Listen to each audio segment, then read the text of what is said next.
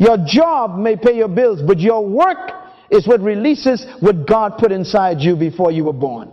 Please write that down, because if you miss that statement, you may spend the next 20 years confusing income with destiny. A paycheck can keep food on your table and still leave purpose starving in your spirit. It can put gas in your car and still leave your soul parked. It can pay the mortgage and still never build the life you were created to live. There are people listening to me right now, and you are not lazy. You are tired. You are not irresponsible. You are unfulfilled. You wake up on Monday morning, and before your feet touch the floor, your body is already negotiating with your assignment for the day. You sit in traffic with thousands of other people, all moving, but very few of them knowing where they are really going. You arrive at a building, put on a face, perform a role, answer to a title, obey a schedule, produce for a system, and at the end of the week, they give you a check. And everybody says you should be grateful. And yes, gratitude is right, but gratitude does not cancel emptiness. Some of you are paid, but you are not fulfilled. You are promoted, but you are not deployed. You are busy, but you are not becoming. You are successful on paper and confused in private. That is why you can have a good job and still feel like something is missing. That is why you can have degrees on the wall and still ask, is this all there is? That is why you can be surrounded by people at work and still feel alone in your purpose. The problem is not always laziness. The problem is not always lack of ambition. The problem is not even always lack of education. Some of the most educated people in the world are dying internally in expensive offices. The deeper problem is confusion. You have confused employment with assignment. You have confused what men pay you to do with what God created you to release. You have confused survival with significance. Your job is what people hire you to do. Your work is what God created you to do. Say that to yourself. Your job is what people hire you to do. Your work is what God created you to do. You can be fired from your job, but you cannot be fired from your work. You can retire from your job, but you should never retire from your work. Your job may have a supervisor, but your work has a creator. Your job may give you a badge, but your work gives you identity. This is why money alone cannot satisfy a person who was born with assignment. You were not created merely to make a living. Plants make a living. Animals make a living. You were created to release a contribution. There is something in you that the earth is waiting for. There is a problem you were designed to solve. There is a gift in you that is not for decoration. It is for distribution. So stay with this teaching. Do not just listen casually. Listen like a person who is tired of being employed but not deployed. And if you are serious about becoming who God designed you to be, subscribe, stay connected, and write in the comments, I was born for more than a paycheck. Not because comments change destiny, but because declarations begin to challenge the lies you have been living under. We are going on a journey from survival to significance, from income to impact, from employment to deployment. But the first thing God must restore is not your career plan. The first thing He must restore is your identity. Because you cannot discover your work until you answer the first question of life. Who am I? Who am I? That is not a small question. That is the first question of life. Before you ask, what job should I take? Before you ask, what business should I start? Before you ask, what degree should I pursue? Before you ask, who should I marry? You must answer, who am I? Because if you do not know who you are, you will use every opportunity to become somebody else. Please write this down. You cannot discover your work until you recover your identity. Very important. You cannot discover your work until you recover your identity. Most people are not having career problems. They are having identity problems showing up in career language. They say, I need a new job. Maybe. But maybe what you really need is a new revelation of yourself. They say, I am tired of this company. Maybe. But maybe you are really tired of living without definition. They say, I need more money. Maybe. But maybe money has become the medicine you are using to treat a disease called purposelessness. I have reduced the human struggle to 5 questions. These 5 questions control the human life.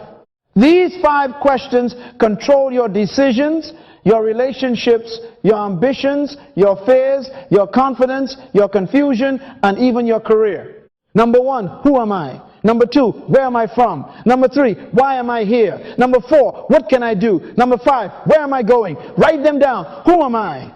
Where am I from? Why am I here? What can I do? Where am I going? Every problem in the human heart is connected to one of these questions being unanswered. If you do not know who you are, you will borrow identity. If you do not know where you are from, you will be controlled by your environment. If you do not know why you are here, you will be distracted by every opportunity. If you do not know what you can do, you will underestimate your gift. If you do not know where you are going, you will let other people schedule your future. This is why some people keep changing jobs and still carry the same frustration. They leave one company and go to another company, but they take the same confused self with them. They change desks, they change offices, they change uniforms, they change business cards, they change salaries, they change industries, but they never change the question inside them: why am I here? So career confusion is often purpose confusion wearing business clothes. You can have a title and still not have identity. You can have a badge and still not know who you are. You can wear a uniform and still be naked in your spirit. You can have a degree and still be ignorant of yourself. You can have a salary and still be poor in purpose. You can wear the brand names, drive the car, carry the laptop, sit in the meeting, and still be a stranger to your own soul. This is why people spend so much money trying to look like somebody they never were. They wear another man's name on their chest, another woman's design on their handbag, another company's logo around their neck, and then they say, this is me. No, that is not you. That is what you bought. That is what you wear. That is what they gave you. That is what they hired you to represent. But your environment can describe where you are. It cannot define who you are. Tell yourself right now, I am not my position. I am not my paycheck. I am God's product with God's purpose. Say it again until your spirit hears it. I am not my position. I am not my paycheck. I am God's product with God's purpose. That is not motivational talk. That is theological truth. God never began with your resume. God began with His image. God never began with your employer. God began with His intention. God never began with your performance review. God began with purpose, capacity, and assignment. Employment systems are designed to measure your function for their goals. They need a number. They need an employee ID. They need a department. They need a job description. They need a productivity report. They need a review. And there is nothing wrong with systems when systems stay servants. But the danger is when the system that pays you begins to define you. The danger is when you begin to believe you are only as valuable as your last evaluation. The danger is when your piece rises and falls with a supervisor's opinion. Let God be true. Every man can have an opinion, but the manufacturer has the manual. Your company may know what they hired you to do, but God knows what He created you to release. Your manager may know your position, but God knows your purpose. Human resources may have your file, but heaven has your design. And this is where job and work begin to separate. If you do not know why you are here, you will sell your life cheaply to whoever offers stability. You will trade your years for security. You will trade your gift for benefits. You will trade your assignment for approval. You will say, at least I have a job, while the work of your life remains untouched, undeveloped, and unreleased. I am not telling you to despise your job. I am telling you to stop worshiping it. I am not telling you to be irresponsible. I am telling you to become conscious. Your job may be the place where your bills are paid while your work is being developed. Your job may be the classroom where discipline is formed. Your job may be the temporary platform where your gift is trained. But never let temporary employment become permanent identity. So before we talk about what you should do, we must settle who you are. Before we talk about your future, we must return to your source. Because if you want to know what a thing is for, you never ask the thing first. You ask the one who made it. The chair does not decide its purpose. The phone does not define its function. The product does not write its own manual. If you want to know why something exists, you ask the manufacturer. And that is where we must go next. Now listen carefully. No manufacturer creates a product and then sits down in the boardroom and says, what are we going to do with this? That would be foolish. No company spends millions of dollars on material, design, engineers, testing, packaging, and distribution, and then after the product is finished, begins to wonder why it exists. Function is always determined before production. Purpose is always established before the product appears. Please write that down. Function comes before formation. Purpose comes before production. The manufacturer never begins with the product. The manufacturer begins with an intention. The intention demands a design. The design demands materials. The materials demand a process. The process produces the product. So when you finally see the product, you are not seeing the beginning of the idea. You are seeing the manifestation of an idea that already existed in the mind of the manufacturer. That means your birth was not God experimenting. Your life is not heaven trying something. You were not born and then God said, let me see what I can do with this one. No, no, no. You were born because there was something God intended that required your arrival. Your purpose did not begin with opportunity. Your purpose began with the intention of your Creator. Before your mother knew your name, God knew your function. Before your father saw your face, God saw your finish. Before the hospital recorded your birth, heaven had already recorded your assignment. This is why you must never let your circumstances interpret your value. Some of you were born in difficult conditions. Some of you were not planned by your parents. Some of you were born into poverty, rejection, confusion, family trouble, broken homes, and people told you you were an accident. Let God be true and every man a liar. Your parents may have been surprised, but God was not surprised. Your family may not have expected you, but purpose expected you.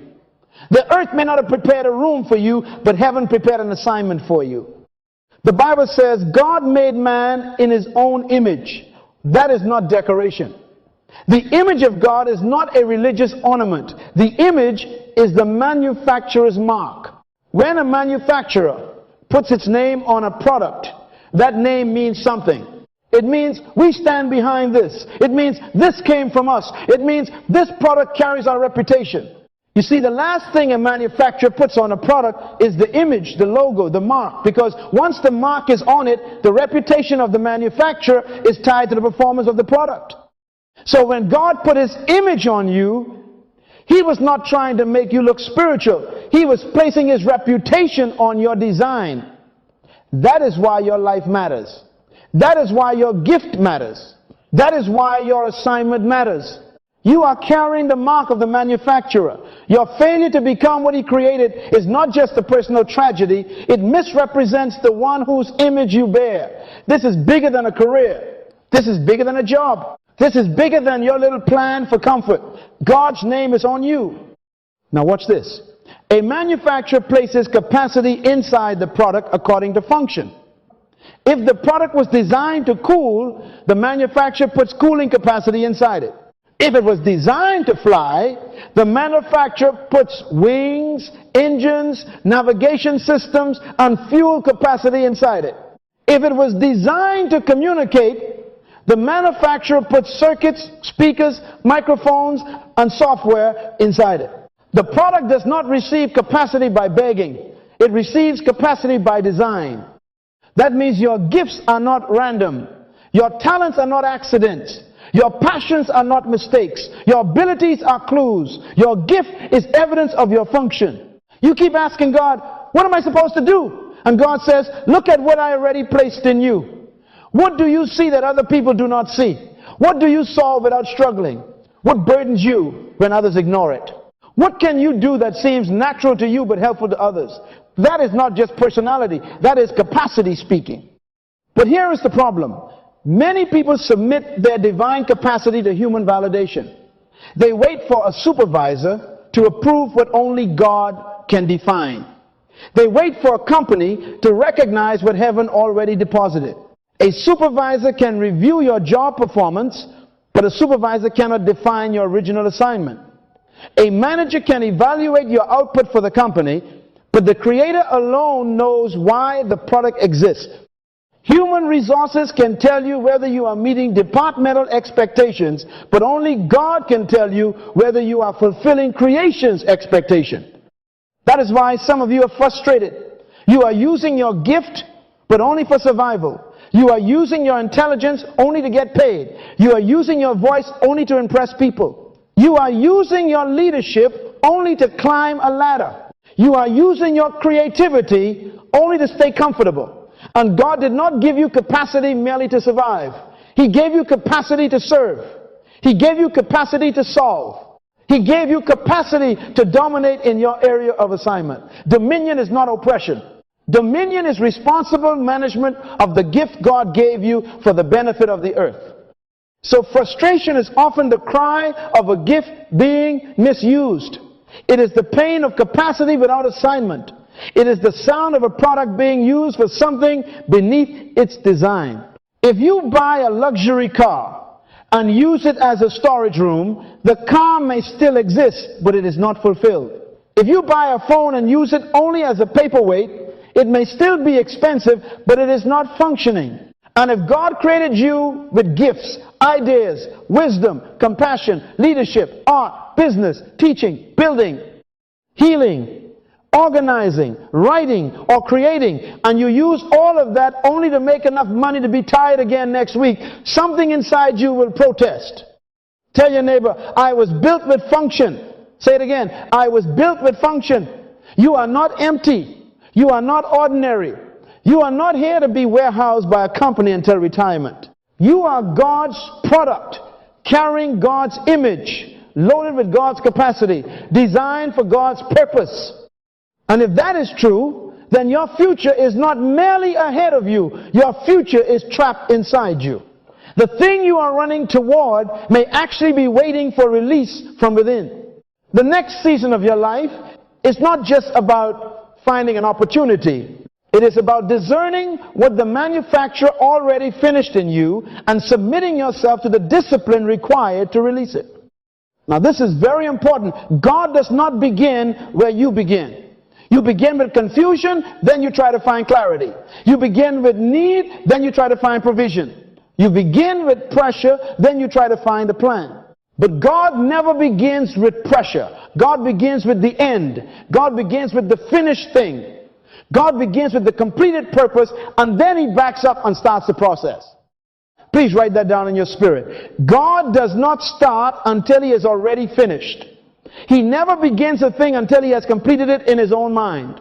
That is why the scripture says He declares the end from the beginning, not the beginning from the end. The end from the beginning. That means when God started you, He had already finished you. When God formed you, He already knew what you were supposed to release. When you arrived as a baby, helpless in the hands of people, you were already carrying something older than your birth certificate. So your future is not simply in front of you. Your future is hidden within you. Your future is not in the job market. Your future is not in the economy. Your future is not in the trend. Your future is not in what everybody is doing on social media. Your future is trapped in what God already placed inside you. Purpose is not something you manufacture under pressure. Purpose is something you discern from what God already deposited. That is why pressure is a dangerous counselor. When bills are pressing you, you will call anything purpose if it pays quickly. When fear is pressing you, you will call anything wisdom if it keeps you comfortable. When people are pressing you, you will call anything success if it impresses them. But destiny is not invented by pressure. Destiny is discovered by returning to original intent. If you want to know what you are supposed to become, do not begin with what the market demands. Begin with what the manufacturer designed. Now watch the clues. God hides the tree in the seed. He hides the forest in the fruit. He hides the man in the boy. He hides the woman in the girl. He hides the assignment in the burden. He hides the future in the thing that keeps disturbing you. Some of you keep asking, what is my purpose? But you have been ignoring the evidence for years. What have you always been drawn to? What problem makes you angry in a righteous way? What need can you not walk past? What do you keep seeing that other people tolerate? What gift keeps showing up even when no one pays you for it? There are people who cannot ignore broken systems. There are people who cannot ignore ignorant children. There are people who cannot ignore sick bodies, poor communities, confused leaders, weak families, bad design, financial disorder, spiritual hunger, or injustice. That burden may not be irritation. That burden may be a Simon knocking on your chest. Sometimes the thing that makes you angry is connected to the thing you were born to correct. Not every anger is holy, but there is a righteous anger that reveals design. And then there are your natural gifts. What do people keep coming to you for? What do you solve without much effort? What do you explain clearly? What do you build easily? What do you organize naturally? What can you see before others see it? What did you do before you knew it had a name? Do not despise what comes naturally to you. Sometimes your gift feels small because it is familiar. But what is familiar to you may be deliverance to somebody else. This is why Jesus said, unless you become like a little child, you cannot enter the kingdom. He was not telling you to become childish. He was telling you to recover something adults lose. Children dream before they calculate. Children believe before they are embarrassed. Children speak what they see before fear teaches them to be quiet. Before people told you to be practical, there were hints. Before bills taught you fear, there were hints. Before disappointment trained you to shrink, there were hints. Before somebody laughed at your dream, there were hints of your assignment. Go back and examine the first desires. Go back and examine the recurring burden. Go back and examine the thing you wanted to become before the world told you it was realistic. Some of you used to teach your dolls, preach to chairs, draw buildings, write stories, fix broken things, defend weak people, organize groups, sing until the house changed, ask questions adults could not answer. That was not foolishness. That was a seed. The form may change, but the seed must be honored. Now listen carefully. I am not saying copy your childhood dream blindly. A child may say, I want to be a singer, but the seed may be communication. A child may say, I want to be a doctor, but the seed may be healing. A child may say, I want to be a teacher, but the seed may be wisdom transfer. A child may say, I want to build houses, but the seed may be creating environments where families can flourish. The dream must be purified. The seed may be old, but the stewardship must become wise. Do not be childish with purpose. Be childlike in faith and mature in stewardship. The little boy's dream must become a disciplined man's work. The little girl's burden must become a wise woman's assignment. You cannot just say, I had a dream, and then refuse training, refuse discipline, refuse correction, refuse excellence. No, if God gave you a seed, you must cultivate it. If God gave you a gift, you must develop it. If God gave you a burden, you must structure it. Purpose does not cancel discipline. Purpose demands discipline. But here is where many adults get trapped. They call fear responsibility. They call surrender maturity. They call the death of their dream being realistic. I have to be practical. Yes, pay your bills. Yes, feed your children. Yes, honor your obligations. But do not use responsibility as a coffin for purpose. Many people are not being responsible. They are hiding. They are using adult language to justify spiritual disobedience. They say, this is life. No, that may be surrender. They say, everybody has to do what they have to do. Yes, but you must also become who you were born to become. There is a difference between managing a season and burying your assignment. There is a difference between taking a job for provision and letting that job redefine your entire existence. There is a difference between being patient and being passive. Some of you are not waiting on God. God is waiting on you. He is waiting for you to pick up the seed again. He is waiting for you to stop asking the world for permission to become what He already finished in you. Tell your neighbor, my future is inside me. Say it again. My future is inside me. Now tell yourself, I will not die with my seed still buried. That is important. Because if God finished you before He started you, then your life is the process of releasing what He already completed. Your job may be part of the process, but it is not the definition. Your circumstances may shape the process, but they do not cancel the purpose. Your disappointments may delay expression, but they cannot erase design. So stop asking pressure to create destiny. Stop asking trends to define value. Stop asking the economy to tell you who you are. Return to the manufacturer. Return to the original intent. Return to the clues. Return to the burden. Return to the gift. Return to the childlike faith that believed there was something in you before life taught you to settle. And once you recover that, you will understand why plans alone cannot save you. Plans are useful. Plans are necessary. Plans help you organize time, money, energy, and movement. But plans are servants. Purpose is king. A plan that is not serving purpose can succeed and still destroy you. That is why we must talk now about the order of the kingdom. Plans must bow, but purpose must rule. The scripture says, many are the plans in a man's heart, but it is the Lord's purpose that prevails. Please write that down. Many are the plans in a man's heart, but it is the Lord's purpose that prevails. That means God is not impressed by the number of your plans.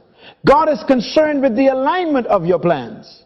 You can have a plan for your career, a plan for your money, a plan for your marriage, a plan for your house, a plan for retirement, a plan for promotion, a plan for your children, and still miss the reason you were born.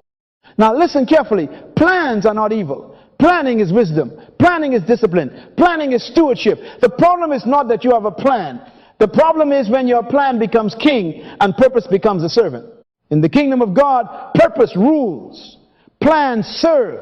Purpose is the master. Plans are the tools. Purpose is the destination. Plans are the roads. Purpose is the throne. Plans must bow. From that one verse, I want you to get 3 laws.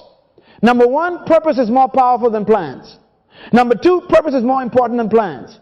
Number 3, purpose must precede plans. Say that with me. Purpose is more powerful than plans. Purpose is more important than plans. Purpose must precede plans. If you plan before you understand purpose, you may organize your life efficiently in the wrong direction. You may become successful at the wrong thing. You may become respected for what is slowly killing your assignment. That is why a plan becomes dangerous when it succeeds at taking you away from purpose. Some people are not failing. They are succeeding in captivity. They got the job. They got the office. They got the benefits. They got the parking space. They got the applause. They got the title. Everybody says, you are doing well. But inside, something is dying. Why? Because success outside of purpose is failure with decoration. Your job can be part of a plan. There is nothing wrong with that. A job can feed your family. A job can teach you discipline. A job can expose you to systems. A job can train your patience. A job can give you resources to finance your assignment. But your job must never become the master definition of your life. Your job is something you do in time. Your purpose is why you exist in time. Do not confuse the two. Some of you have built your entire life around benefits. Health insurance became your God. Security became your God. Promotion became your God. Approval became your God. You say, I cannot move because I have benefits. I understand responsibility, but be careful. Benefits can become chains if they keep you from becoming. You say, they like me there. Yes, but are you being deployed there? You say, they need me, but is the need of that institution swallowing the assignment of your life? The enemy of purpose is not always sin. Sometimes the enemy of purpose is a good salary. Sometimes it is a respectable position. Sometimes it is people clapping because you are useful in the wrong place. The enemy of right is not always wrong. Sometimes the enemy of right is good. Good can keep you from God. Good can keep you busy. Good can keep you paid. Good can keep you tired. Good can make you proud while purpose is still untouched. So from today, do not ask only, how much will they pay me? Ask, will this position help deploy my gift? Do not ask only, what is the title? Ask, will this refine my character? Do not ask only, is this secure? Ask, does this serve my assignment? That is a kingdom question. Not just, can I get hired? But can I be deployed? Not just, will they use me? But will God release through me what He put inside me? Tell your neighbor, my plans must serve my purpose. Say it again. My plans must serve my purpose. Now tell yourself, I will not let a good plan replace God's purpose. You must evaluate every career decision. under that light. If it feeds you but buries you, question it. If it promotes you but silences your gift, question it. If it makes you impressive but pulls you away from your assignment, question it. Because plans are servants, but purpose is king. And once you understand that order, now we must make the distinction sharp. We must separate job from work. Because confusion in this area has made many people sick in their souls. Now listen carefully, because this distinction can save your life. Your job is what they pay you to do. Your work is what you were born to do. Please write that down. Your job is what they pay you to do. Your work is what God created you to release. Your job is connected to a position. Your work is connected to your purpose. Your job is connected to a company. Your work is connected to creation. Your job is connected to a paycheck. Your work is connected to fulfillment. This is why you must never confuse employment with assignment. Employment is an arrangement. Assignment is a calling. Employment is temporary. Assignment is permanent. Employment may change with the economy, but assignment came from eternity. Employment may depend on who likes you, who hires you, who promotes you, who approves you, but assignment depends on the one who manufactured you before anybody had an opinion about you. You can be fired from your job, but you cannot be fired from your work. You can be replaced in a department, but you cannot be replaced in your assignment. A company can transfer you. A supervisor can demote you. A system can retire you. A board can vote you out. A manager can say, we no longer need your services. But no human being can walk into the secret place of God and cancel what the Creator placed in you. They can take your desk, but they cannot take your gift. They can close the building, but they cannot close your purpose. They can remove your title, but they cannot remove your design. That is why some of you are too frightened. You think losing a job means losing yourself. That is proof that employment has become your identity. If a company can destroy your sense of worth by removing you from payroll, then you gave that company a place only God should occupy. A job can describe your current service, but it must never define your permanent identity. You are not your badge. You are not your uniform. You are not your office. You are not your email signature. You are not your business card. Those things can expire. What God put in you does not expire. A job may give you wages, but work gives you fulfillment. A job may use your time, but work releases your life. A job may end at 5 o'clock, but work follows you home because it lives in you. A job can make you tired in your body, but wrong employment can make you sick in your soul. Work may exhaust your energy, but it renews your spirit because you know, this is why I am here. This is what I was born to release. This is the thing that makes my life make sense. That is why you hate Monday mornings. Don't look so holy now. Some of you get depressed on Sunday night because Monday is coming. You are sitting in church, but your stomach is turning because you know tomorrow you must go back to a place that pays your bills but drains your life. You say, this job is killing me. You laugh when you say it, but you are telling the truth. Something in you knows you were not created merely to survive meetings, answer emails, sit under fluorescent lights, and wait for Friday like deliverance. And here is the strange thing. Some of you are successful and still empty. You got the promotion and still feel trapped. You got the raise and still feel restless. You got the title and still feel unseen. You got the office and still feel unused. Why? Because success in a job cannot satisfy the hunger of unfulfilled work. Money can feed your body, but only purpose can feed your spirit. A paycheck can buy groceries, but it cannot explain your existence. Benefits can protect your health, but they cannot heal a life that is living beneath divine design. Now, do not misunderstand me. I am not teaching you to despise your job. I am not teaching irresponsibility. I am not telling you to quit tomorrow and call it faith.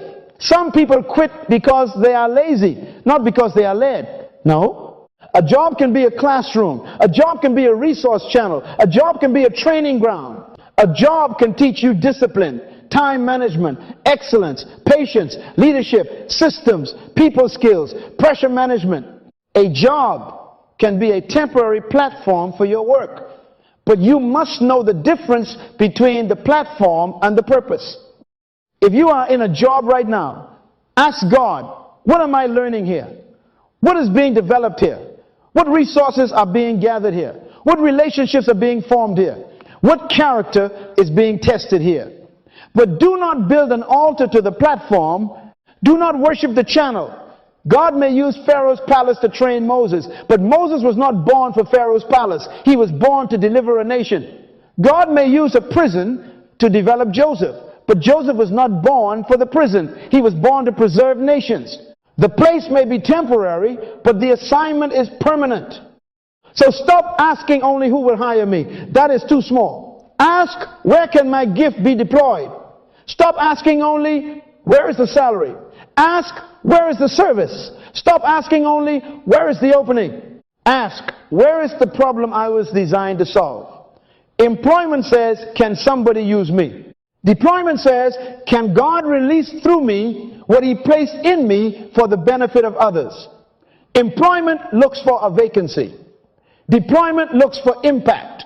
Employment looks for position. Deployment looks for purpose. This is the kingdom mindset. You are not merely an employee. You are a carrier of divine capacity. You are a solution in human form. You are an answer to a question somewhere. You are a seed with a forest in it. You are a product with function inside it. So wherever you are, carry your work with you. If you are teaching, release your work. If you are managing, release your work. If you are sweeping floors, release your work. If you are running a company, release your work. If you are in transition, release your work. Do not wait for ideal conditions to become useful. Purpose can begin in a small room. Now say this with me. This job is not my identity. This place is my temporary employment. My work belongs to God. Say it again. This job is not my identity. This place is my temporary employment. My work belongs to God. One more time, because your spirit must hear it. This job is not my identity. This place is my temporary employment. My work belongs to God. When you understand that, fear begins to break. You can serve with excellence without becoming a slave. You can respect your employer without worshiping employment. You can receive a paycheck without selling your purpose. You can use the job without letting the job use up the assignment of your life. A job is a place you may pass through, but your work is the assignment you carry everywhere. And once that becomes clear, the next question becomes very practical. How do I identify my work while I am still inside my job? The answer is found in the gift, because your gift is the evidence of the work you were sent to release. Now, this is where purpose becomes practical. Because if your work is the assignment you carry everywhere, then God must have placed evidence inside you. He does not send you to do a thing and then give you no clue. He does not manufacture a product and hide the function so deeply that even the product can never discover it. No, the manufacturer is too wise for that. He hides your work inside your gift. He hides it inside your burden. He hides it inside your capacity. He hides it inside the problems you keep being drawn to solve. Please write this down. Your gift is evidence. Your gift is not an accident. Your gift is not a decoration. Your gift is not just something to make people clap for you. Your gift is a signal from the manufacturer concerning the area where you were designed to contribute. In the kingdom, a gift is not for self-display. A gift is capacity for service. A gift is not for ego. A gift is for contribution. A gift is not just what makes you talented. A gift is what makes you responsible. That is why the Bible says a man's gift makes room for him. Not his complaint, not his jealousy, not his title. His gift, your gift has room-making power because your gift carries usefulness. When a gift is developed, it attracts the environment where it can serve. When a gift is refined, it creates space for contribution. But many people want the room before they develop the gift. They want the platform before the discipline. They want the microphone before the message. They want the office before the capacity. No, develop the gift. So here is your diagnostic. What do people keep asking you for? Do not ignore that. People may see a gift in you that you have normalized. They keep asking you to explain. They keep asking you to organize. They keep asking you to pray. They keep asking you to solve conflict. They keep asking you to write. They keep asking you to design. They keep asking you to lead. They keep asking you to fix what is broken. That repetition is not always inconvenience. Sometimes it is evidence. What do you do with unusual ease? What feels natural to you but valuable to others? Some of you think everybody can do this. No, they cannot. That is why they keep coming to you. You think it is easy because it is your gift. A fish does not celebrate swimming. A bird does not take a class to enjoy flying. When you are operating close to design, there is an ease that does not mean absence of discipline. It means alignment of capacity. Do not despise ease. Ease may be a clue. What problem makes you restless? What do you keep seeing that other people walk past? What keeps bothering you when everybody else has gone to sleep? Some of you cannot stand ignorance. Some of you cannot stand disorder. Some of you cannot stand poverty. Some of you cannot stand broken families. Some of you cannot stand bad leadership. Some of you cannot stand waste. Some of you cannot stand seeing young people without direction. That restlessness may be a burden, and burden is often purpose knocking on the door of your attention. What subject keeps returning to your heart? You try to forget it, but it comes back. You get another job, it comes back. You move to another city, it comes back. You get busy, it comes back. You get disappointed, it comes back. Why? Because purpose is stubborn. The thing God put in you refuses to die quietly.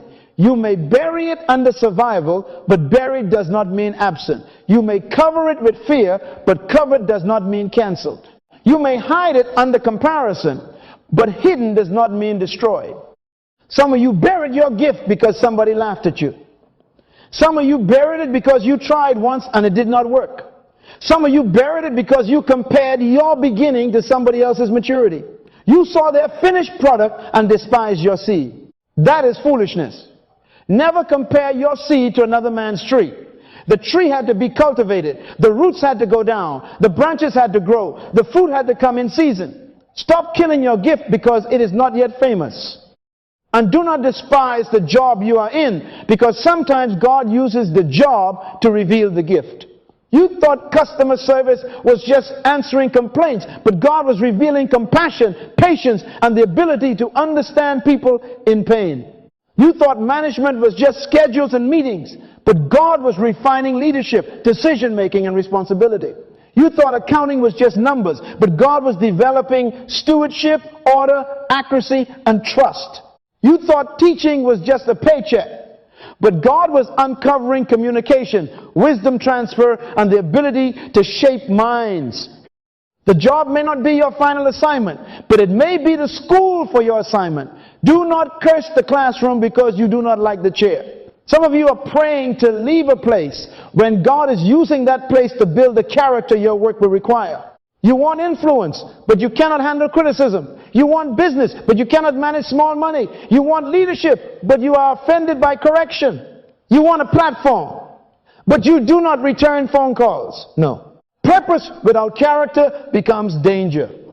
Tell your neighbor, God is training me. Say it again. God is training me. Now tell yourself, I will not despise my development, because if God is using that job to refine you, then even the uncomfortable season has value. It may reveal your gift. It may refine your gift. It may fund your gift. It may connect you to people. Your gift will serve later. But you must keep your eyes open. Do not simply work for wages. Study the environment. Study yourself. Watch what comes alive in you. Watch what drains you for the wrong reason and what challenges you for the right reason. But once you discover the gift, do not romanticize it. Develop it.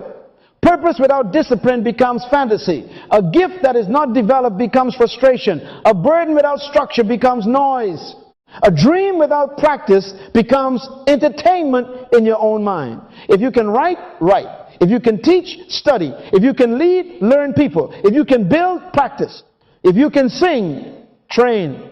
If you can counsel, get wisdom. If you can organize, create systems. Do not say, God gave me a gift, and then offer the world laziness wrapped in spiritual language. God deserves excellence from what He placed inside you. Your gift must be studied. Your gift must be practiced. Your gift must be corrected. Your gift must be organized. Your gift must be offered responsibly. You cannot just throw your gift at people and demand honor. Refine it until it can serve well. Discipline is respect for divine deposit. So your gift is not a hobby to admire. It is a responsibility to develop and deploy. Discovery is not complete because you felt inspired today. Discovery is not complete because you cried. Discovery is not complete because you said, that is me. No. Discovery becomes real when you take responsibility. Write the page, build the plan, serve the person, start the class, practice the skill, organize the idea, offer the solution, move. Purpose must become action, or it remains only a beautiful thought trapped in an obedient looking life. Now hear me carefully, because this is where many people lose years. They discover the gift, they feel the burden, they recognize the assignment, and then they sit down and wait for somebody to hire them to become what God already authorized. They say, when a company gives me a chance, then I will start. When somebody opens a door, then I will move. When I get the title, then I will serve. When I get the platform, then I will prepare. No, that is backwards. Purpose often begins before permission. Please write this down. Do not wait to be hired for what you were born to become. Say it again. Do not wait to be hired for what you were born to become. A company can employ your gift, but a company did not create your gift. A supervisor can recognize your capacity, but a supervisor did not manufacture your capacity. A system can give you a title, but a system did not give you your assignment. God put the seed in you before the institution ever knew your name. Some of you are waiting for validation from people who are not qualified to define you. You want a publisher before you write the book. Write the book. You want a microphone before you study the message. Study the message. You want a classroom before you mentor one person. Mentor one person. You want a business card before you solve a problem. Solve a problem. You want applause before you build discipline. Build discipline. You want the world to announce you, but heaven already deposited something in you. Stop waiting for public permission to obey private conviction. The farmer does not wait for a harvest before he plants seed. The seed must go into the ground while there is no applause. The roots must grow where nobody can see. The discipline must happen before the fruit appears. Many people want fruit without roots. They want manifestation without preparation. They want recognition without responsibility. That is why they remain frustrated. They keep saying, nobody discovered me. My question is, have you discovered what God put in you enough to develop it when nobody is watching? So here's what you must do. Number one, write the vision. Do not keep it floating in your head. A thought that is not written can disappear under pressure. Write it down. What do you believe God has placed in your heart? What keeps returning? What kind of future do you see when fear is quiet? Number two, list your gifts, not your titles. Your gifts. Can you teach? Can you design? Can you organize? Can you lead? Can you build? Can you encourage? Can you solve? Can you communicate? Can you create systems? Write them down. Number three, identify the people you are called to serve. Purpose is never just about you. Who benefits when your gift is functioning? Children, young leaders, families, entrepreneurs, the poor, the confused, the broken, the untrained, the overlooked, the sick, the marketplace, the church, the city. Name the people. Number four, name the problem you are designed to solve. Every gift is an answer to a problem. What problem irritates you with holy restlessness? What do you keep noticing? What do you keep wanting to fix? Write it down. Number five, create a weekly deployment plan, not a fantasy, a plan. This week, what will you do with the gift? Will you write 2 pages? Will you record 1 lesson? Will you mentor 1 person? Will you design 1 solution? Will you study 1 hour every night? Will you organize 1 idea? Will you save money toward the assignment? Will you call someone you are supposed to serve? Will you practice the skill? Will you build the prototype? Will you research the field? Do not tell me you have purpose and your calendar has no evidence. Small obedience is still deployment. Please get that. Deployment does not always begin with a crowd. It may begin with one person at a table. It may begin with one lesson on your phone. It may begin with one page in a notebook. It may begin with one disciplined practice after work. It may begin with one conversation where you encourage somebody who was about to quit. Do not despise the small beginning. If God can trust you with one, He can trust you with more. If you are faithful in secret, capacity grows for public service. But let me correct something. Purpose is not an excuse for disorder. Purpose is not an excuse to abandon responsibility. Purpose is not an excuse to create debt and call it faith.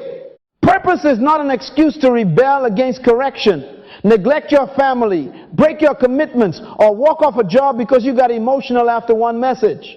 Some people are not stepping into purpose. They are escaping discipline. That is not faith.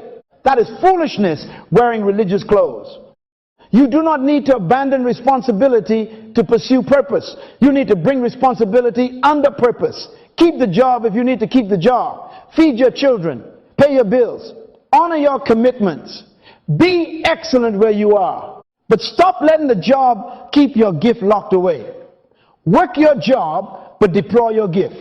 Receive the paycheck, but release the assignment. Let the job fund the work. Let the job train the work. Let the job discipline the work. But do not let the job bury the work. Tell your neighbor, I am responsible for my gift. Say it again. I am responsible for my gift. Now tell yourself, I will not die waiting for permission. If you are watching this, I want you to make a declaration. Write it where you can see it. Say it with your mouth. And if you can comment the truth you are choosing to live. I choose deployment over mere employment. Or say, my gift will serve God's purpose. Put it in the earth.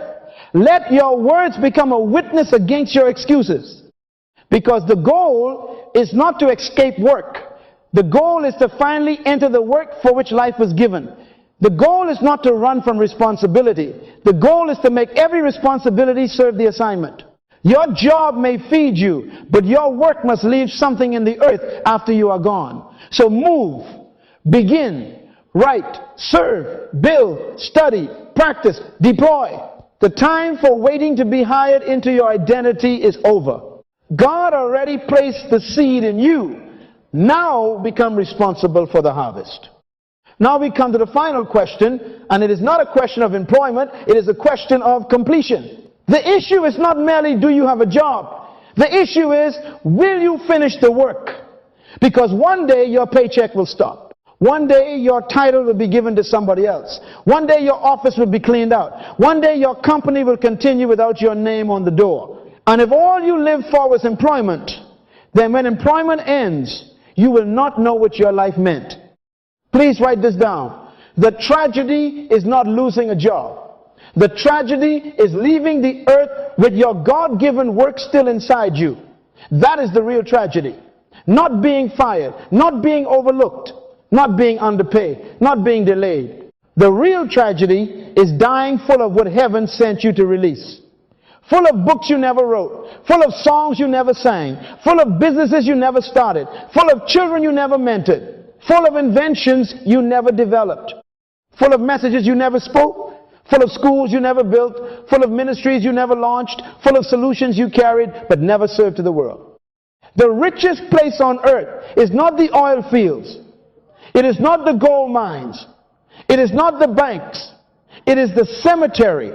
Because buried there are dreams that were never pursued, gifts that were never developed, visions that were never written, ideas that were never organized, and assignments that were never completed.